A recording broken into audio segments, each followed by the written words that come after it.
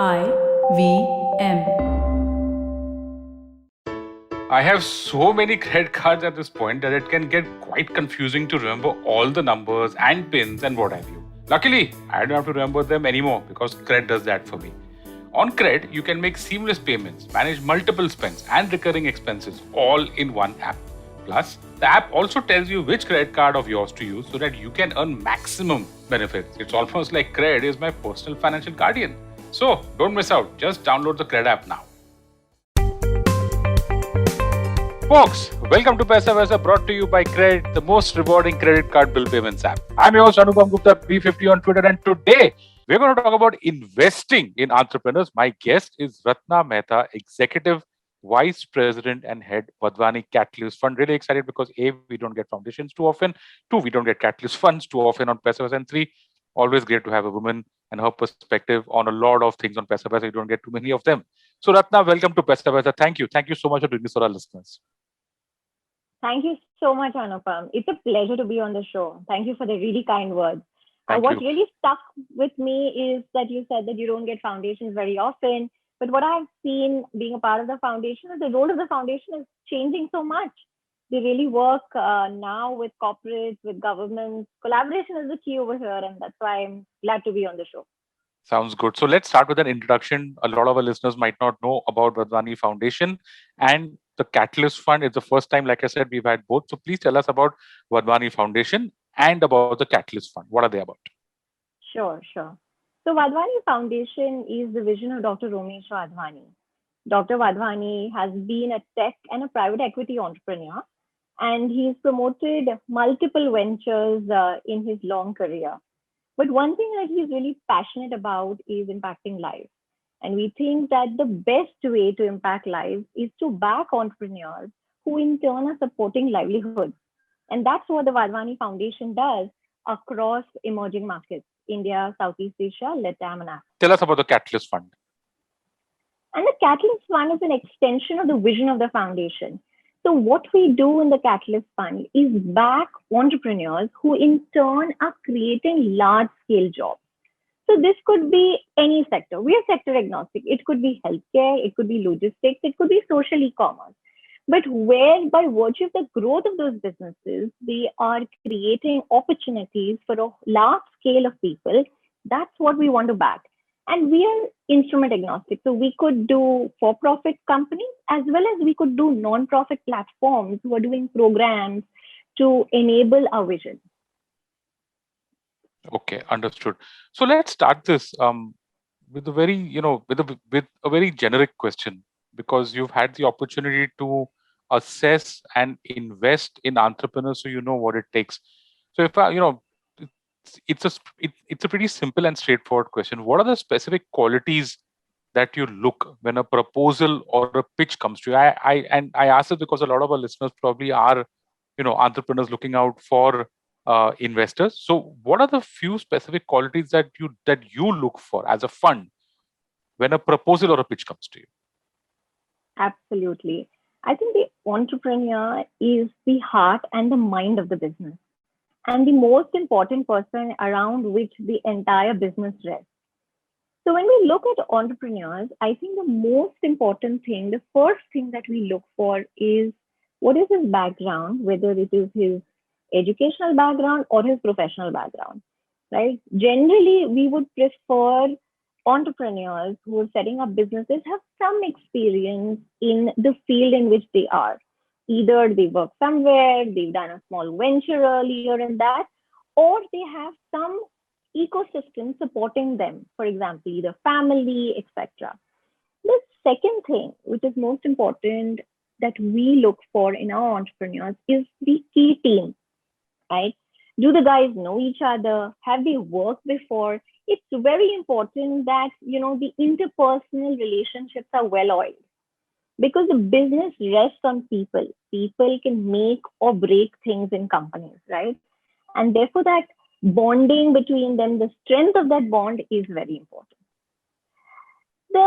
The normal thing what entrepreneurs think is that overnight everybody wants to become successful. We see unicorns cropping up in news every other day. But I would tell to all our listeners, and especially the entrepreneurs, one thing which has stuck me for the longest time is in India, at least, an entrepreneur is made overnight in 10 years. What it really means, Anupam, is that, you know, normally when we see very solid businesses, those businesses have been built over time. They may become very popular in the last 2 years and the last 3 years, but essentially it requires a lot of perseverance. So perseverance and the desire to, never say die attitude. In the sense, because entrepreneurs are going to meet a lot of failures before they Mm. see success. And the whole ideal thing for them is to say that if not this, this. The ability to adapt is very important for us. So I think these are some of the key things that we look at in entrepreneurs in terms of flexibility, in terms of having a listening ear. I think the last thing that I do look for in entrepreneurs is a listening ear. And most investors, when they meet a bunch of entrepreneurs on a weekly basis, it's very important. The elevator pitch is very important in terms of what you're doing, how you're doing it differently, and what's your vision. So that Very, is something key that we look for in our entrepreneurs. very interesting. The overnight success that took 10 years, that was 10 years in the making. Very important. Okay. Scale. Scale is one of the things that comes up often in a lot of conversations. A lot of funds, a lot of entrepreneurs. Entrepreneurs believe that scaling up in India is difficult. Investors believe that finding an entrepreneur who can actually scale is difficult. So both. So in your opinion, what are the specific problems? When of scaling up business models, and I believe that you've got experience across emerging markets also. So if you could give us perspective on both, on India in particular, as well as the emerging markets in general, scaling up business models. Right. In real estate, they say it's all about location, location, location. When it comes to an entrepreneur, it's primarily about execution, execution, execution. We always say that, a vision without execution is hallucination. So I think razor sharp focus on execution, especially in India, is very, very important. Running your company like a PMO, figuring out who are going to be the legs and hands of your business, who are going to enable to do things. Right? Because as an entrepreneur, the most important role is the strategy, is the vision, is the ability to guide people. But I think execution is very important because a lot of businesses which have started off very well can go wrong in the execution. The second important thing, which I've seen a lot of businesses go haywire with, is the customer understanding. They've become so passionate about their product, about their company, that they end up launching products and services without actually taking a buy-in from the customer. And therefore, whenever we used to look at businesses, the first thing that we ask is, have you done a customer survey? What are the customers saying about the product? Or, who is the competition? What is running well? What is not running well? So understanding of the customer is one very, very, very important thing when it comes to scaling businesses. Third, I think this is a no-brainer. Probably every entrepreneur knows that when he starts off, people. Just getting the right people, the right combination, the right hierarchies, keeping them motivated is like the best thing that can happen to your business, right? Because some of the greatest businesses are built by people who have stayed there for long. The more churn that you see in a business, that much more time it takes to scale a business, right? So it's very important that you're able to retain the right team. I think India execution is very, very important. In emerging markets, the markets are slightly more matured in that sense, right? Hmm. Over there, what is important for businesses to scale at this stage is innovation. Innovation undoubtedly in India is also very important, but a lot of times trends take a couple of years to seep into India. And a lot of opportunities kind of crop out of it, saying that this is really working well, and why don't we try that in India? Like telemedicine in the US started getting very popular much before it hit India as a wave. And now, because of the pandemic, we realize that it is doable, it is acceptable, and the awareness is increased that much more.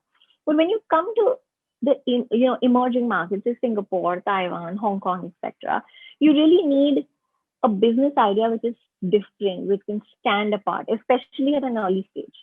And then it is about, of course, execution, because execution is very important, whichever economy or whichever stage you are in. Okay. So sorry, go on, please. Yeah, apart from that, it's again the people, right? In emerging markets, it's that much more difficult to get the right people. In India, I think there is a whole wave of, I want to be an entrepreneur, I want to work with startups. A lot of people from corporate lives are moving on to doing that. A lot of kids who are graduating are like really gungo about joining startups. So that much more easier it makes to get the right mindset into the company. Okay. Now, this is the last question before we go into a break. Since Wadhwani Foundation, since it's a foundation, there is also a focus on accelerating economic development, and the way to do that is creating livelihoods and jobs for people, because that's how I'm guessing an economy also progresses. That's how development happens. So, in your opinion, which sectors or which businesses in specific have that capability, the capability to accelerate economic development by creating livelihoods and jobs? India has always been the IT hub of the world, right? We've seen a wave of the IT, ITS, BPOs really prosper. Now, with there being a step change in terms of what technologies are really working, like AI, ML, data handling, labeling, data analytics has become very, very important. And India has a very strong base of engineers. So there are a lot of businesses which are setting up, centers in India, catering to Indian clients, to global clients. And a lot of them are doing this in tier 2, tier 3 cities. So these businesses are growing very well, and at the same time have the potential to create a lot of employment within the spaces in India which really requires it. So I think these businesses have excellent scope. We've been seeing a lot of businesses in this space cropping up right now. Some of them have really scaled well as well. The other thing which is kind of really growing right now is the social e-commerce space and the logistics space together. Because e-commerce in India, Amazon, Flipkart have pretty much started off with the metros. But slowly you realize that India stays beyond the top 10 cities as well. And if you have to reach the people over there, it is important to have some kind of a personal connect. And this personal connect enables these businesses to create local entrepreneurs. So wherever you want to create a hub for social e-commerce, you're having your own people over there from those locations which are doing BD, demand curation, etc. for you. So those businesses have good scope. The other thing is, I'll be preaching the choir of saying this, but healthcare. Healthcare, we realize because of the current situation, there are a lot of fissures that need to be fixed. Whether it's creating a whole telemedicine network or, improving the network of diagnostic centers or building a base of home healthcare, which eventually India will require because the trend has been moving healthcare out of hospitals to your homes, to closer to home. And this can create, very significant employment opportunities for allied health workers. So this is another space which we think which has a huge job creation potential. Fantastic. So, folks, we're going to take a break right here, right now. On the other side, we're going to talk about specifics, right? The work that Wadhwani Catalyst Fund does, case studies, a lot of ways to understand the kind of value that Wadhwani Catalyst Fund creates for the businesses that they invest in. Don't go anywhere. We'll be right back. This is the Investing in Entrepreneurs special. My guest, Ratna Mehta, Executive Vice President of Wadhwani Catalyst Fund. And on that note, time to take the Credit Convenience break. We'll be right back on the other side. Hello, everybody. Welcome to another great week on the IVM Podcast Network. If you are not following us on social media, please do. We're IVM Podcast on Twitter, Facebook, and Instagram. We'd like to thank the sponsors on the network this week. Thank you so much to Cred, CED, and Global Victoria. Without you guys, this thing would not be possible. welcome back to the Investing in Entrepreneurs special. My guest, Ratna Mehta, Executive Vice President of Badwani Catalyst Fund. On the first side of this episode, we spoke about the qualities of entrepreneurs, problems in scaling up, and which sectors can actually create jobs in India, which business. We spoke in detail about all those three topics. In this final part of this episode, we're going to talk about specific examples. So, Ratna, let's get right to it. Okay, let's get into the work of Badwani Foundation. How exactly do you help entrepreneurs create scale? I think the color of money is green. So there are a lot of funders. But when we fund companies, the promise comes with an entire ecosystem leverage.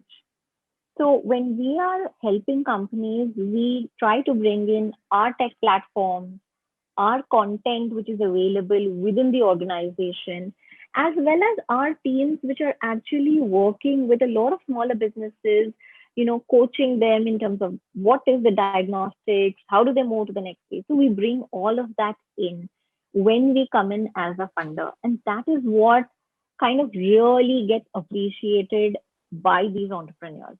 For example, we funded recently a healthcare training company. So it's an edtech company, but in the healthcare space, and they train allied healthcare workers. We actually worked with them to create their entire model in terms of how do they bring down their costs, what should be their scale-up plan, should they go about expanding their centers, what should be the strategy. So it's not only when financial engineering we help them, but we also help them on the BD side. So we are connecting them with all the relevant people through which they can expand their network. So helping expand network connection comes very naturally within the foundation, because apart from the key leaders who are here, there is a whole bunch of advisors that we have within the system that we offer to our portfolio companies, saying that if this is what you require, yes, let's dive into our pool, look at it, and see who is the relevant person from there. Also, this particular company, we are helping them with fundraising. So, how do they build out their business model? What should be the pitch? Introducing them to relevant investors is something that we are in the process of doing. That's one company that we've helped. The other one was in remote healthcare. They were a remote ICU monitoring company. And there, we kind of helped them with an interesting model where we brought on to their board an advisor or a consultant who was an ex-CEO of one of the leading hospital chains. And he was actually working in consolidating tier 2, tier 3 hospitals in and around few locations. And that was exactly the target of our portfolio company. So it kind of, the pieces of the puzzle matched each other in terms of him coming on board and helping them with building out their footprint. Okay, great, Ratna. So, you've spoken about how actually the question on helping entrepreneurs create scale is it's pretty much as me asking you this next question, which is how do you create value for the companies where they invest? Because scale gets value. So let's go into the topic a little bit deeper, probably with some more case studies about how you create value for the companies where you invest. Absolutely. I think when we're speaking of value gets created from scale. So you're absolutely right that when you help them scale, value gets created. But one example, which was very, very unique for us, because the value for that entrepreneur came from social impact. So he is actually an English learning app company, and they have built an app where they empower people to get jobs by teaching them English. But what he wanted to do is during this Corona times, he actually wanted to increase the value that his company can give by training people on how to deal with Corona, especially in the blue collar segment. So we actually tied up with them and we created an app that was helping blue collared, gray collared workers spread awareness about the current pandemic, how they should take precautions, how when they go back to their workplaces, what they should do, etc. So, specifically content was created for different job roles. And, as a part of the Vadvani Foundation, we have a skilling team. The skilling team creates a lot of content which are job role focused. So we in fact help them leverage that content, which was already created by us, and put it on the app. We help them market that app, take it to places in terms of being able to increase the number of people who can access it. So that was one, example of value that comes to my mind when you say that, how do you help entrepreneurs create value? Okay, excellent. So, folks, if you want to reach out to Ratna, how can our listeners reach out? I think you've got a website that's Vadvani Foundation, and guys, you can just Google it out. That's WADHWANI Vadvani Foundation, and you'll get the Vadvani Catalyst Fund out there. I'm sure that our listeners might will have some questions for you, so they can reach out to the fund directly, right? Absolutely. You all can reach out to us through our website, where our LinkedIn handles are also given. You can reach out directly to me on my LinkedIn handle as well, Ratna Mehta. I am on LinkedIn under the same name. So it will be a pleasure to connect. Fantastic, folks. And that's it. That's a wrap on this episode of Paisa Vaisa, the Investing in Entrepreneur Special. My guest, Ratna Mehta, Executive Vice President and Head, Vadvani Catalyst Fund. Ratna, thank you. Thank you so much for doing this for our listeners. You're welcome. It was a pleasure. Thank you. And listeners, if you like this podcast, don't forget to check out other interesting podcasts on the IVM network. You can listen to us on the IVM Podcast app or ivmpodcast.com. You can also follow us on our social media. We are IVM Podcast on Twitter and Instagram. And if you want to reach out to me, I'm your host, Anupam Gupta, B50 on Twitter. And thank you so much for listening to Paisa Vaisa, brought to you by Cred, the most rewarding credit card bill payment.